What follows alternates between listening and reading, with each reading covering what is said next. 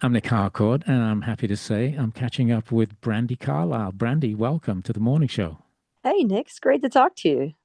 Great to talk to you. We were just talking before we started recording that you and I do go back a little bit in time, Yep. right back to the first album, in fact, when I was working in Santa Monica. And I remember having you on that show a couple of times in Yeah. those early days.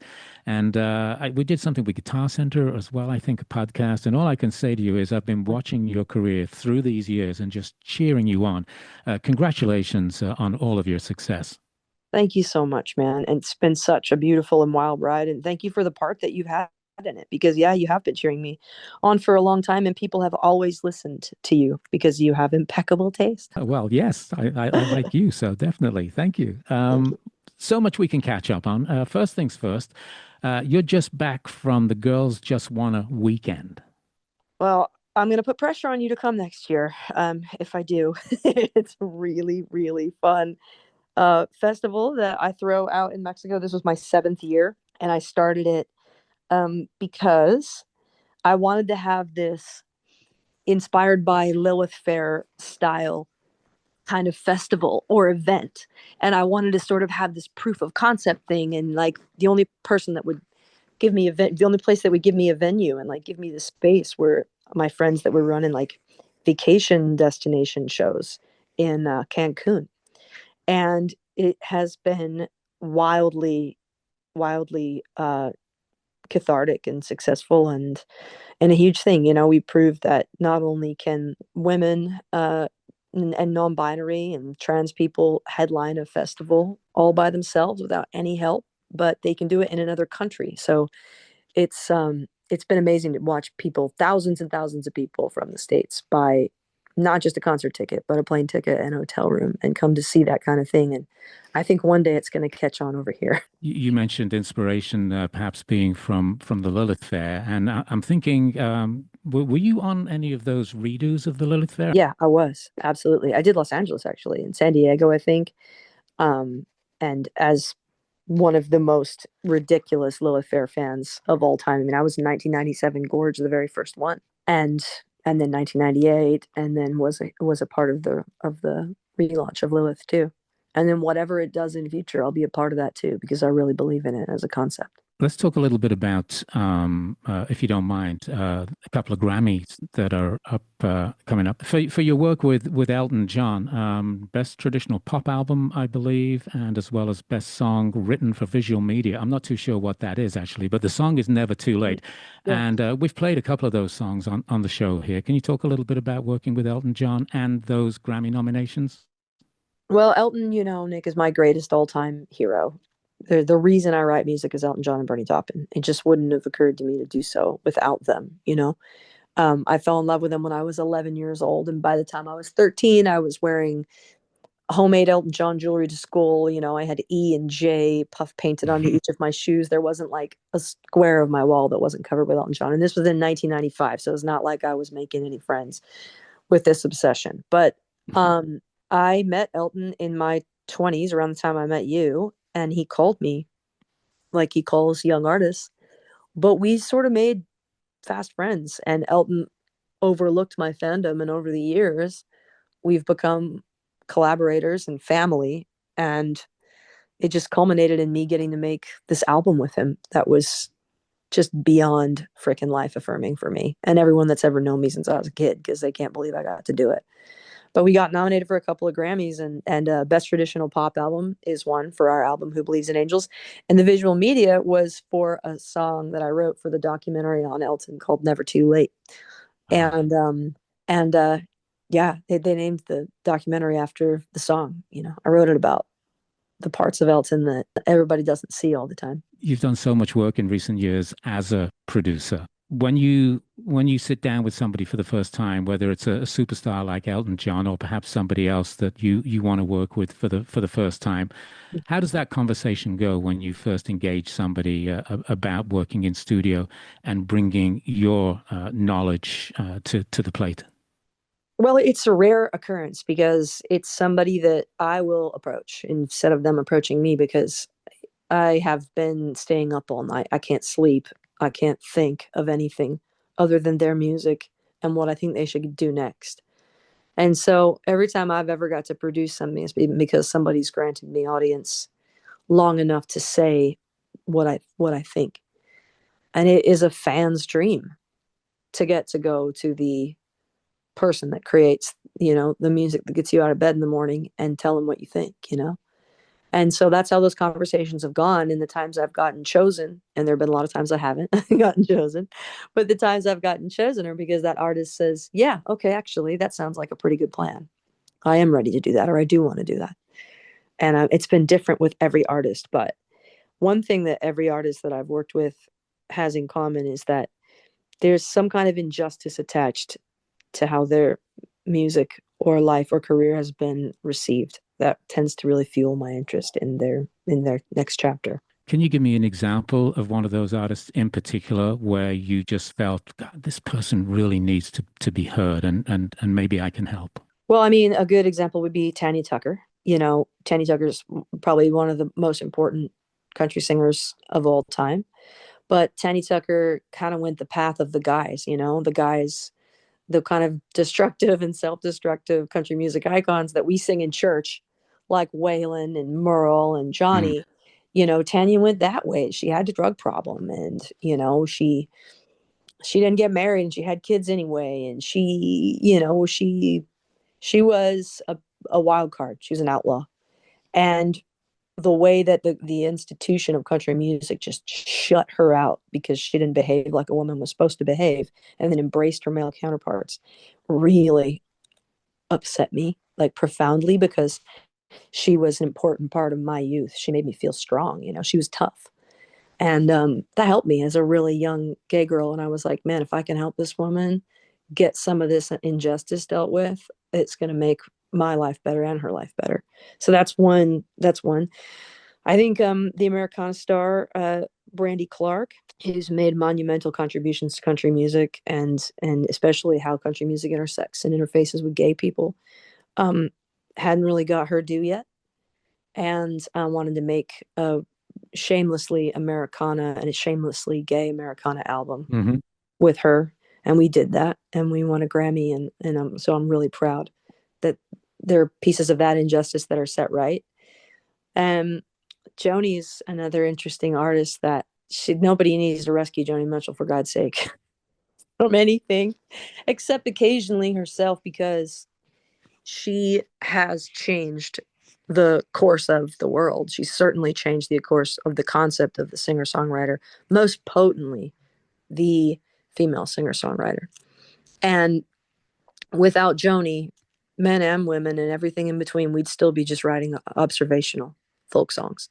And she developed the intimacy within songwriting that we've grown accustomed to today without really even knowing that she was doing it. But she didn't know that anybody else believed that she'd had that impact. So she was So, just kind of like living her life thinking that people didn't get it. And I knew they got it because I had met them and they got her lyrics tattooed on them. And these young women, these amazing pop stars and really profoundly successful people, just out here in interviews talking about Joni Mitchell, but she's not reading it, and she didn't know it, and she didn't know it until she got back out on stage and saw the way that she's changed the world. And so those are three things that I've got to bear witness to that have been just life changing. so beautiful that you were able to help elevate her at this moment in her life. As you said, she doesn't really need any introductions, but perhaps for a few people, they needed reminding. And so fabulous that you got to work with her and were able to do that. I spent a day with Joni Mitchell about a dozen or so years ago now. I What was think that like?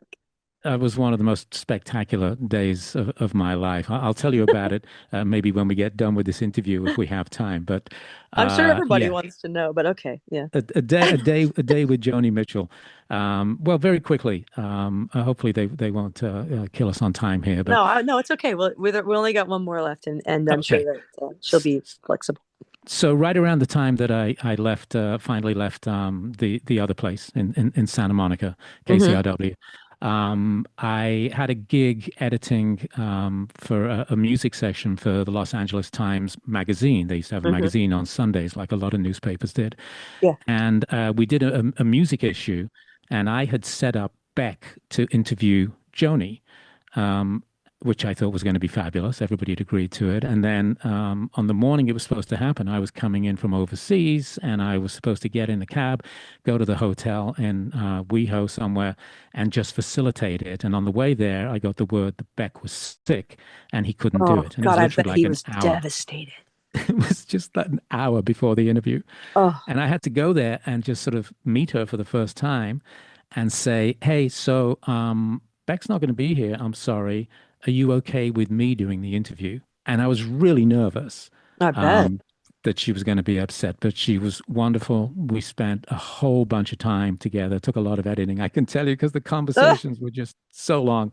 Was she just Um, smoking and smoking and yeah, smoking? she forced me to smoke an American Spirit Yellow with her as well. And it was just a wonderful day. So yeah, that's my Joni story. Oh, Nick, I'm so glad you told that story. And I mean, I want to know so much more about it because honestly, that's a person I never met. I didn't know Joni prior to the aneurysm. So I know a person when people talk about the before time, it's like I'm hearing about a fascinating family member that like lived in a different time or something. But um, I bet you that was an incredible day. It really was. I got some great photographs as well. In fact, there's a massive one hanging up in my house, as you can imagine. Oh Anyway, yeah. Oh yeah. I I, would love for you to see her again now. And I can tell you 100% she will remember that verbatim. And that you would just love to get to spend some time with her. She's like a spiritual renewal, man. we were talking about the Grammys just a moment ago, and your new album, Returning to Myself, is not eligible for this year, but you're about to take it out on the road, a massive tour coming up beginning in a few weeks' time. I want to Mm. ask you, first of all, about taking these songs on the road, but just backing up a little bit to the recording of these songs, because I read a couple of interviews where you said you really felt a need to reset in some way for this new album. Yeah, I did. You know, when By the Way I Forgive You came out and the joke did what it did at the Grammys and just, and around that big sea change in my life, I I was like ready to be drinking from a fire hose. I'm like, oh, this is the moment. This is the moment. I get everything I wanted. And I just started calling all my heroes and trying to get to be a part of everything and to go to every single thing while it lasted, just like proper gay kid scarcity stuff. And it was amazing. And I lived so fast. And I hope I don't look back and regret that because of how young my kids were. But I just found myself, ironically, the day after the Hollywood Bowl, on another coast, all by myself, just standing there and going, who even am I? And how do I even write songs? And what do I like? Who do I love? What hurts me? What makes me myself anymore? I had just really felt like my compass was just spinning. And I knew I needed a reset as an artist and as a woman. And it was an incredible journey inward that became this album. Are you looking forward to taking these songs on the road? I can't wait to take these songs on the road, man, because I don't journey inward for very long. And I did it. I can say I did it. I guess I feel a little more evolved now, but it has to be a U-shaped journey. You have to go in and then come back out again. And I am just out. I want to get back on stage. I want to go back to the chaos. I want to hear 10,000 people sing with me now. And I cannot wait to take these songs out on the road. I can't wait either. I know you're going to be in LA at the forum, the Kia Forum, on the 27th of February, but a little earlier on in February, not that far away from now, you're going to be singing at the Super Bowl. You're going to be doing America the Beautiful. Yes. And this is a really interesting time in our history in the United States right now. Hmm. A lot of politicization of the Super Bowl Hmm. and the music and how the music is picked. I have a couple of questions. First of all, how did it come about that you were asked to do that? And how do you feel about performing that song, the opportunity to do that song at this moment in time? Well, I feel really big. I have like a lot of big feelings about it. Like, so, you know, number one, when you're born and raised in this country, it's like you use the Super Bowl as a barometer to gauge when something's huge. So if you're like, oh my God, this thing is so big, it could be the Super Bowl. It is actually the definition of massive. And that's not a crystal ball that queer people get to touch very often. More and more now, but it's something that's never lost on me. The other one is that I'm also born and raised in Seattle, and that my team is like in the conversation. Hmm. That's not nothing. I'm really like kind of losing my mind on the edge of my seat about that. That could be really special if I get to be there and my team's in it. But none of that touches how profound it is to get to sing America the Beautiful. That is a song that I can fully put every piece of my weight behind, every piece of my heart and soul I can put inside the lyric of America the Beautiful and mean it. And if I couldn't, I wouldn't have sung it. And to me, on some level, that is my national anthem because it upholds and embraces the idea of America and what America is supposed to be for everyone, and a belief that it can still happen. And it's not dominant, and it's not militaristic, and it's not exceptionalism. And, all I can say is that that is my prayer for this country is within that song. Furthermore, it was written by a lesbian. I don't know. Excuse me for not knowing who wrote America the Beautiful. So the woman that wrote it is called Catherine Bates, and it's been, largely speculated that she was a gay woman. And the verses that I'm not going to sing, the verses that make that a really long song, are even more beautiful and even more profound. And if you dig into the history of that song and you really let its message in and the plea that it is into your soul, you will recognize how relevant and profound it is in these times. I can't wait to see and hear you singing it at the Super Bowl, which is happening in San Francisco on Sunday, February 8th. Brandi, it's been so cool catching up with you. Thanks for making the time and filling us in on a lot of stuff in your life. You've always been busy, and I guess you are maintaining that. I'm maintaining being busy because I really love it. I take Catherine and the kids with me everywhere we go, and now we're just busy together. And then there are elements of it I hope I don't regret, but it is who we are. And I love my life and I love my job. No regrets. No regrets, Coyote. Yeah. Say hi to the twins for me, by the way. I will do, Nick. Thank you. Thanks for chatting with me.